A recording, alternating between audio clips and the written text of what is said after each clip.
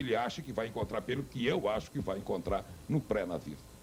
Pois é importante a gente buscar as raízes desse antissemitismo. É importante ouvir os dois lados da questão. É importante que você, como jovem, conheça a nossa história. Porque eu também sou aluna da universidade hoje, mas estudei primeiros e segundo graus em diversos estados desse Brasil. E a história que nos é passada é realmente muito superficial. O aluno que não for buscar em outros livros, for se interessar pelo assunto, ele vai passar superficialmente pela história da Segunda Guerra, assim como da Primeira e das outras revoltas, o que interessa a ele saber. Bom, o canal Jovem está aqui para isso, para que você conheça um pouquinho mais da história. Agora, antes de falar com a dona Miriam, eu queria falar com o Fernando. O Fernando todo mundo já conhece, né? Ex-repórter do canal Jovem, publicitário eu soube também. Que tinha sido demitido hoje, né? A informação é nova. E você, Fernando, eu sei que andou lê há muito tempo, que eu já vi, inclusive, livros sobre Adolf Hitler, sobre a história da Alemanha. Você teve a oportunidade de ouvir três lados, três pessoas, né? Um que falou do seu lado, outro falou do outro, e um que concordou com alguns pontos, quer dizer, uma coisa intermediária. O que você colocaria mais, acrescentaria mais para terminar esse último bloco? Bom, em primeiro lugar eu queria dizer que me sinto muito satisfeito de estar aqui. E a questão judaica, ela é uma questão bem antiga. O antissemitismo não é uma novidade, não foi criado por Adolf Hitler, não foi criado pela Alemanha nazista, é uma coisa muito antiga. Na Idade Média, os judeus foram acusados de serem eles os transmissores da peste bubônica. A própria história francesa tem no Capitão Dreyfus um homem que foi acusado injustamente até por ser judeu. E a minha função aqui é muito mais de tentar esclarecer algumas coisas, como, por exemplo, questões que eu tenho dúvida a respeito do próprio comportamento judeu, a respeito do próprio comportamento alemão. E uma pergunta que eu sempre me faço: seriam 80 milhões de alemães loucos o suficiente para colocarem um louco no poder? Porque Hitler tomou o poder por via legal, não houve golpe. Essa coisa sul-americana que nós conhecemos, aliás, no Brasil já passamos por alguns golpes, isso não aconteceu na Alemanha. Não saiu o exército às ruas para tomar o poder e entroná-lo, o chanceler alemão. Ele foi colocado pelo voto da população. Deixa eu só fazer se me permite fazer uma parte. De repente eu estou fazendo o seu papel de telespectador, que é muito difícil ligar para cá às vezes, mas tenta que você também vai poder fazer sua pergunta pelo telefone hoje. 211-3700 ou 3571 estão abertos para você. Daqui a pouquinho eu vou comentar sobre a sua pergunta. Agora, como telespectador, eu tenho até o direito de lhe fazer uma pergunta. Você me disse agora que Hitler chegou ao poder por voto do povo, de 80 milhões de alemães. Aqui no Brasil, recentemente, aliás, isso está bem recente na nossa memória, nós colocamos no poder, por maioria, um presidente que, inclusive, hoje está sofrendo um processo, certo? E comenta-se muito, isso é a opinião da imprensa e da população, que ele usou dos meios propagandistas, dos meios de comunicação, para passar uma imagem diversa da sua e que foi provada logo que ele chegou ao poder. Claro. Isso não poderia ter acontecido alguns anos atrás na Alemanha? Não. Há uma diferença básica entre Adolf Hitler e Fernando Collor de Mello, já que é a pessoa que você colocou. Adolf Hitler é um jovem da cidade de Braunau, na Áustria, absolutamente pobre, que foi para Munique, viveu em prostíbulos, não tinha dinheiro, não tinha grupos políticos. Como ele disse, o nazismo talvez tenha sido uma das ideologias mais completas. Se boa ou se má não é uma questão do momento, mas montou um partido, foi o seu próprio propagandista, distribuiu panfletos, e uma coisa histórica que ninguém sabe: foi o único político na história desse século que sustentou o partido alugando um circo e cobrando ingresso para que as pessoas o ouvissem falar. Imaginemos essa situação hoje no Brasil: qualquer político brasileiro cobrando ingresso para ser ouvido. Possivelmente nem a mãe dele iria, né? Com certeza. Com certeza. Então, muito bem. Esse era o homem que levou a Alemanha a 1939, quando encontrou o seu Benabra, um garoto, em Lodz, cidade de Lodz, no dia 1º de setembro de 1939, às 4h45 da madrugada, quando cruzou as fronteiras da Polônia e iniciou a guerra. Essa história começa a partir daí, talvez um dos momentos mais violentos da história da humanidade. E a pergunta que eu faço e que deixo no ar para todas as pessoas é: qual o exército que cruzou fronteiras que não cometeu atrocidades? É o que nós vamos discutir qualquer outro no lugar. próximo bloco do Canal Jovem, que hoje está conversando com você sobre o Holocausto. Participe pelo telefone 211-3700 ou 211-3571. No próximo bloco a gente volta com mais debate com a resposta da pergunta do Fernando. Até já.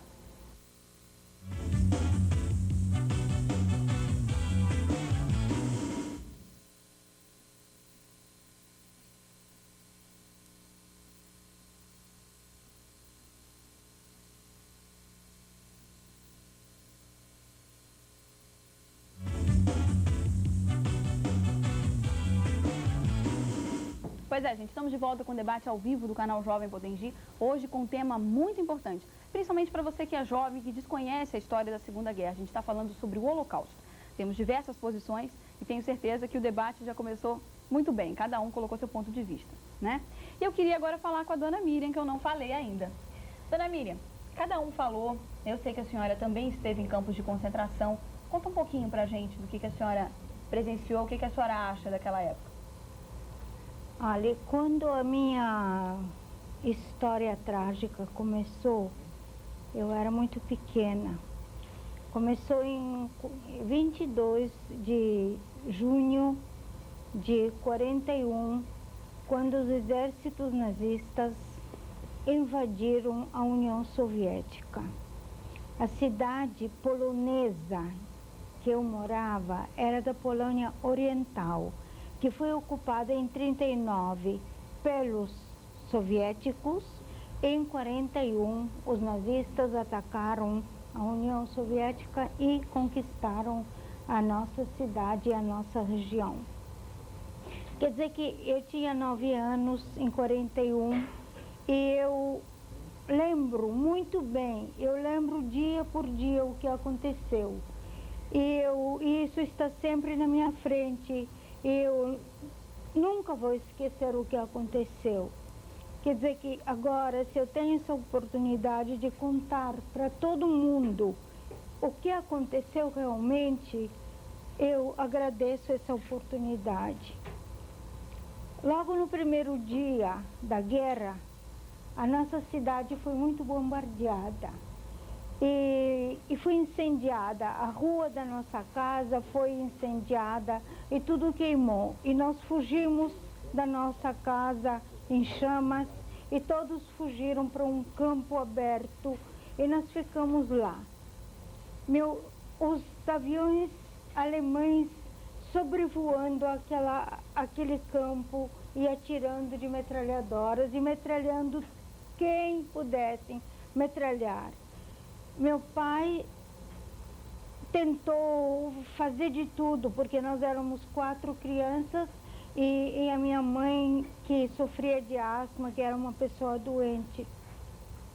Então, não sei como ele conseguiu uma carroça, alguma coisa, e ele levou as crianças pequenas, e eu que com 9 anos já era mais velha, já era grande, então eu fui me arrastando e nós chegamos a uma aldeia. Naquela aldeia nós ficamos um dia ou 2 e os exércitos alemães chegaram mais antes de nós, aquela aldeia. Vendo que estava tudo ocupado, nós não podíamos ir em frente, fugir para a Rússia, não tinha condições, então nós voltamos, encontramos tudo queimado, fomos morar na casa da minha avó. Eu sei que na primeira semana dos nazistas na nossa cidade, eles já pegaram todos os homens, eram 2.000 num dia, no domingo, e na quinta-feira, novamente, cartazes na rua, amanheceram cartazes que todos os homens, a partir de 16 anos até 50, 60, tinham que se apresentar com paz para trabalhos. Meu pai, meu tio, imediatamente pegaram as pás e foram para o trabalho. E nós ficamos todos. Demorou um dia, demorou uma semana, demoraram 2, 1 mês, 2 meses, ninguém deu sinal de vida. E começaram boatos, eles estão aqui, eles estão lá, estão trabalhando, estão não sei o quê. E vi pessoas falaram, vinham gente, as famílias mais ricas e com bilhetinhos pedindo dinheiro para entregar para os homens lá e tudo, mas ninguém voltava. Depois começamos a ouvir, e as perseguições aos judeus começaram a perseguir todo mundo, quem sobrou, os velhos que tinham barbas, os rabinos, as pessoas ortodoxas, começaram a pegar essas pessoas nas ruas, cortar as barbas, bater, chicotear, matar, pisar, fazer de tudo. O judeu não podia andar na calçada, tinha que andar na rua mesmo. O judeu não podia isso, o judeu não podia aquilo, o judeu não podia nada, nada. Nem comprar, nem trabalhar, nem ter nada. A gente ia às escondidas, vendia aquilo que tinha e o que não tinha, um pouco de pertences, um pouco de roupas, um pouco de qualquer coisa, e trocava com os camponeses ucranianos. Um pouco de comida, um pouquinho de comida, começou uma fome terrível e as crianças pequenas começaram a morrer de fome e ninguém. Os alemães designaram para cada um 80 gramas de pão por dia. E para receber esses 80 gramas de pão, tinha que ficar na fila durante horas e horas para receber esse dia. Então é menos que 2 pãezinhos franceses. Para receber esse pouquinho de pão. Então começaram a falar de gueto. O inverno chegava, se aproximava. O inverno na Europa, lá na minha região, é muito, muito rigoroso.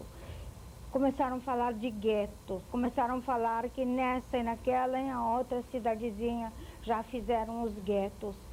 Além disso, falaram também que nas aldeias menores, os alemães, os nazistas, juntavam todos os judeus na praça e chegavam e metralhavam todo mundo no meio da praça, no meio da cidadezinha. Então, quando começavam a falar de guetos, a gente não tinha medo naquela época? A gente pensava, tudo bem, gueto, tudo bem, a gente vai para o gueto, mas ninguém sabia se vão mandar para o gueto ou se vão metralhar na praça. Então todo mundo tinha medo.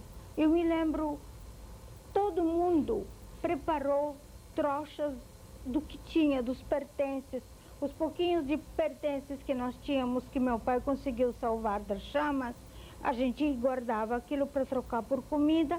Então a gente amarrou as roupas, um pouco de roupas de inverno, e cada um tinha a sua trouxinha. Cada um de nós, a minha mãe, minhas tias, meus primos, todo mundo tinha uma trouxinha de roupa pronta, preparada. Porque quando os nazistas começavam a mandar para o gueto, a gente tinha, parece, 20 minutos ou meia hora de tempo para fugir, para sair, para ir para o gueto. Senão eles entravam e metralhavam dentro de casa e selavam a porta. Selavam a porta? Selavam a porta. Todas as portas de judeus eram seladas. E quem, vamos dizer, se eles pegassem alguém saqueando, não sei o que eles fizeram, não sei. A história triste de uma das vítimas das atrocidades da década de 40. Acompanhe agora o final do relato de Dona Miriam, esposa de Ben Abraham. A pedidos, o depoimento da Dona Miriam, esposa do Sr. Ben Abraham, não tivemos tempo de ouvir o final no programa passado. Então hoje, a oportunidade, com o espaço aberto. Dona Miriam, no programa passado a senhora nos contou que depois de algumas expulsões da sua cidade, com o surgimento da guerra, a senhora começou a trabalhar na casa de uma senhora e que sua família estava vivendo numa floresta, inclusive numa espécie de buraco que foi cavado, não é? E que a senhora viu, inclusive, nessas senhoras a esperança de um futuro melhor, pelo menos de conseguir alimentos para a sua família, não foi isso? Sim. Eu queria que a senhora desse continuidade à sua peregrinação não muito feliz, né? E contasse para as pessoas o que a senhora viu, o que a senhora presenciou, o que a senhora passou naquela época. Sim, tudo bem. Eu permaneci na casa da minha benfeitora, chamava-se Steftia, e trabalhava lá na casa dela, cuidava do filho dela, cuidava da vaca dela, cuidava de tudo que era dela com muito amor. Mesmo se eu não sabia trabalhar bem, mas eu fui aprendendo. E ela, no começo, ela estava me tratando assim, rudemente. Lógico, ela não me conhecia, ela não sabia. E todas as pessoas que não eram judias, vamos dizer, os católicos, todos achavam que tinha uma certa, assim, sei lá, contra os judeus, que o judeu Judeu não sabia trabalhar, judeu não sabia mesmo trabalhar na roça. Eu, como criança pequena, A senhora tinha 10 anos? naturalmente, eu tinha 10 anos. Eu tinha exatamente 10 anos naquela época. Mas o tempo foi aos poucos passando. Os guetos foram completamente liquidados. Os judeus de todas as cidades e as cidadezinhas das redondezas foram todos mortos. Em cada cidade foram reunidos, cavadas valas enormes e todos foram mortos nessas valas. Os poucos que conseguiram fugir, pouquíssimos que conseguiram fugir dessas matanças,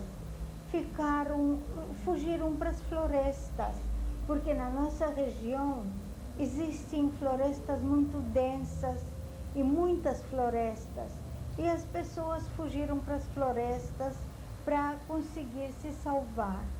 Também tinha pouquíssimos mesmo, que se esconderam nos sótãos, nas casas de pessoas que arriscando as vidas deles, guardavam essas pessoas, esses judeus, nas casas deles.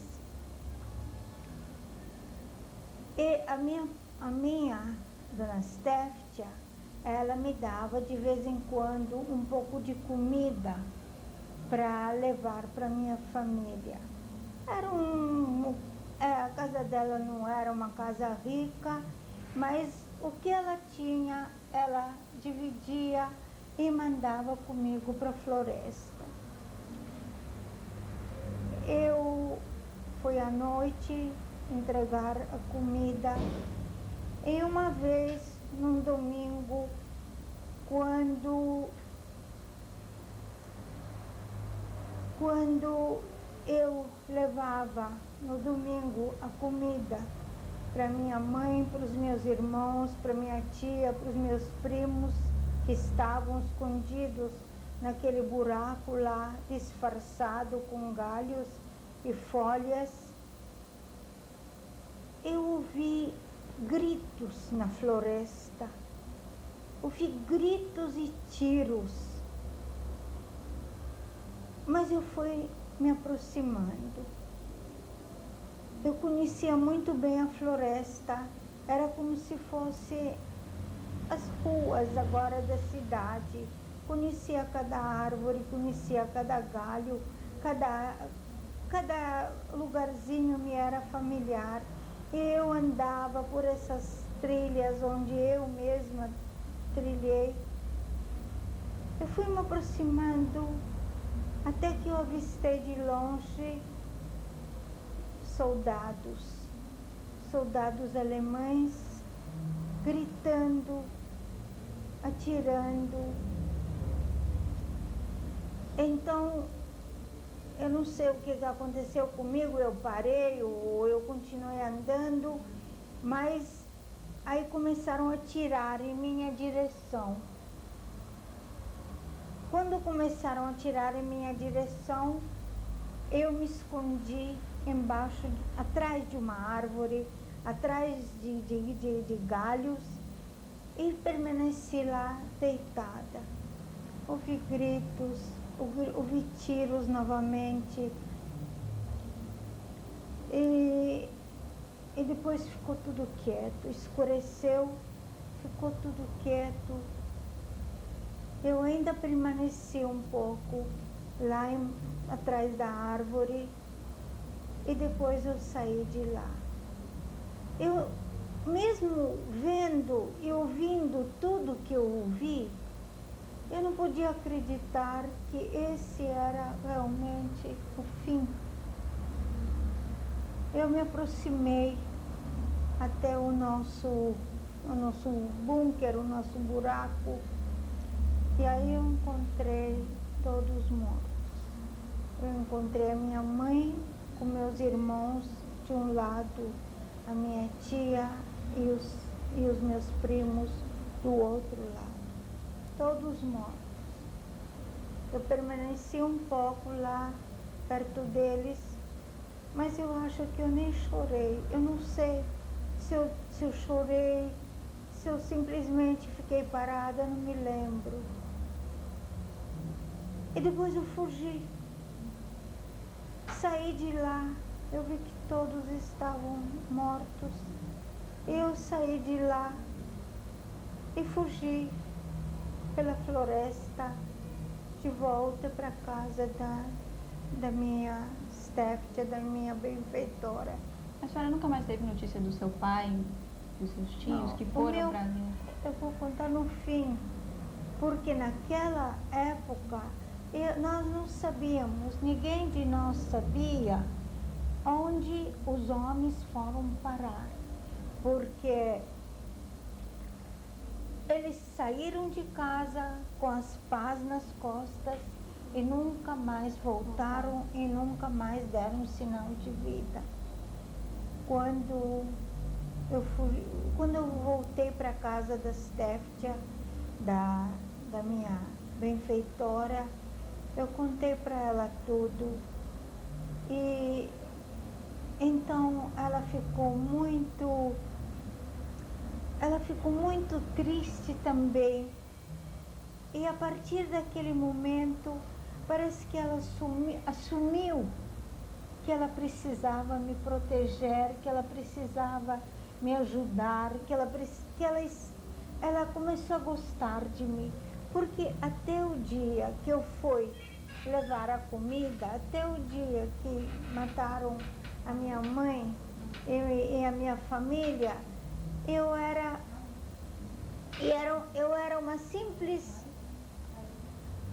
uma simples menina judia na casa dela, mas a partir que ela viu que eu fiquei sozinha, ela começou a gostar de mim. E eu também comecei a gostar muito, muito dela e do menino dela, que na época tinha uns 9 meses de idade. Eu trabalhava, eu cuidava, como já disse, cuidava do menino, mas esse menino se transformou em meu irmãozinho. Eu adorava aquela criança. E ela também começou a fazer parte da minha família perdida e de mim mesma. Eu fazia tudo possível para agradá-la, para que ela não ficasse brava comigo. E mesmo muitas vezes que ela ficava brava, eu entendo agora que foi uma atitude muito positiva, porque através disso eu aprendi a trabalhar, eu aprendi certas coisas que eu hoje em dia aplico ainda e me lembro muito bem dela, que foi ela que me ensinou. Eu sei que os dias foram passando, os meses foram passando e na nossa pequena casinha estava tudo em paz. Ela costurava, ganhava um dinheirinho e eu tomava conta do resto. Mas o medo de ser dilatada,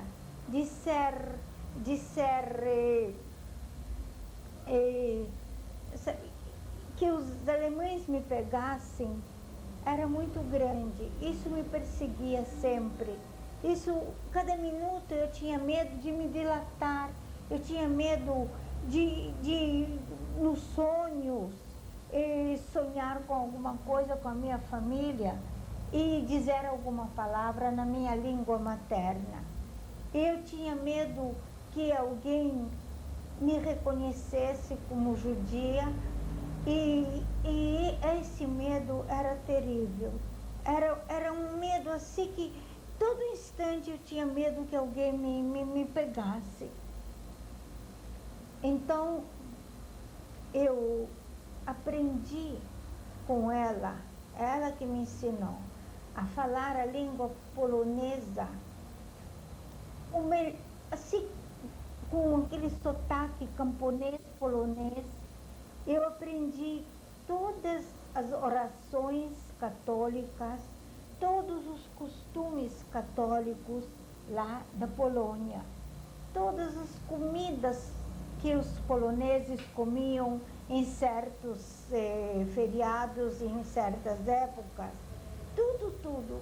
Eu sei que em decorrer de alguns meses, eu já parecia uma polonesa mesmo, porque eu tinha que justificar isso. Ela dizia para todo mundo que eu era a sobrinha dela, que veio de uma outra cidade, que perdeu a mãe, que era comum as famílias se desintegrarem naquela época, os bombardeios e todas as coisas que aconteciam. Ela dizia que eu era sobrinha dela. Então eu tinha que ser uma polonesa mesmo, eu tinha que ter toda a característica de uma polonesa, para que ela, se me pegasse, não sofresse a mesma sorte que estava destinada a mim. Aprendi a amar o povo brasileiro, casei aqui, tenho filhos, tenho netos aqui, e graças a Deus meu marido é a pessoa que me preenche toda a minha família, todos que eu perdi, eu encontrei nele. Ele é tanto meu pai, como meu marido, como tudo que eu preciso. E graças a Deus estou aqui no Brasil, sempre lembrando os meus familiares, sempre tentando esclarecer e contar tudo o que aconteceu para o povo judeu nos países ocupados pela Alemanha nazista. Agora, nós estamos novamente ouvindo ecos longínquos de um ressurgimento de nazismo. Eu nunca pensava que teria novamente de ter receio e de ter que explicar o que era nazismo para que nunca mais aconteça. Pois é, o depoimento é extenso, talvez a dona Miriam não tenha tido tempo de falar nem tudo, porque infelizmente eu acho que a sua história não é muito alegre antes de vir para o Brasil. Graças a Deus, nós brasileiros pudemos trazer um pouquinho de felicidade para a dona Miriam, que contou a sua triste história, que perdeu a família, que foi massacrada pelos nazistas. Eu espero que isso sirva de mensagem para você que é jovem, para você que é adulto e que hoje faz uma reflexão